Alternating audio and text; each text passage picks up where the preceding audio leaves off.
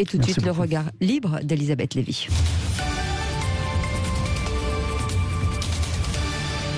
Bonjour Elisabeth. Bonjour Cécile, bonjour à tous. Oui, Elisabeth, alors vous voulez revenir sur la déclaration fracassante d'un directeur de l'assistance publique de Paris ce week-end. Oui, 2 salles, 2 ambiances. Jeudi, conférence de presse de Jean Castex.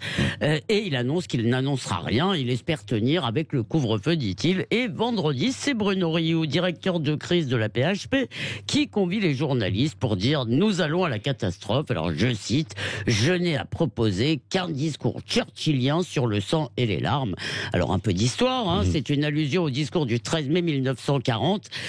L'invasion de la France a commencé et Churchill s'adresse aux communes. I have nothing to offer but blood, toil, tears and sweat. Du Voilà, sang, donc de la peine, des larmes et de la sueur. Oui, du sang et des larmes. Donc, est-ce que la comparaison est justifiée? Eh bien, pour être aimable, elle est totalement hors de propos, parce qu'il s'agit, en 1940, dit Churchill, d'engager le combat contre une monstrueuse tyrannie. L'enjeu, c'est la survie de la Grande-Bretagne comme pays souverain et celle des Britanniques comme peuple libre. Alors oui, nous vivons une épreuve douloureuse, mais notre existence nationale n'est pas menacée, en tous les cas pas par le virus, peut-être un jour par la peur.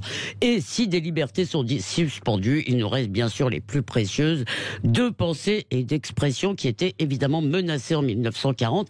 Et ça montre en fait l'inanité de la métaphore guerrière, parce que la guerre, eh bien, ça a l'air bête de le dire, c'est l'exercice de la violence. Les médecins combattent certes, mais par le savoir, ils ne sont pas sous le feu ennemi. Oui, bon, mais ils sont dans les hôpitaux où la situation parfois peut être critique. Mais les médecins, justement, Elisabeth, ils doivent sonner l'alarme si la situation s'aggrave quand même. Eh bien d'abord, qu'ils le fassent publiquement et 3 fois par jour, ça peut se discuter. Et puis en plus, beaucoup annoncent sans cesse. Le pire, alors à la fin, ça se produit pas toujours, heureusement, on finit par penser qu'ils noircissent le tableau pour qu'on soit bien sage. En l'occurrence, Monsieur Rioux conteste frontalement la légitimité du Premier ministre et en fait d'alarme, il nous flanque une trouille bleue.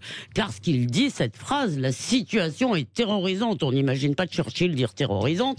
Mais si Monsieur Rioux est terrorisé, eh bien il faut qu'il change de métier, parce que veut-il obtenir avec de tels propos et que sait-il? Est-ce qu'il sait si la situation hors des hôpitaux n'est pas aussi parfois terrorisante? Alors oui, cher Patrick, la situation est sérieuse. Nos systèmes hospitaliers ne sont pas dimensionnés pour un événement aussi exceptionnel, mais non, ce n'est pas la guerre. Et heureusement d'ailleurs, parce que je crains qu'il n'y ait pas de Churchill en vue. Merci Elisabeth Lévy. Comme chaque matin, votre regard libre à 8h15 sur Sud Radio. Et dans quelques instants, l'édito écho avec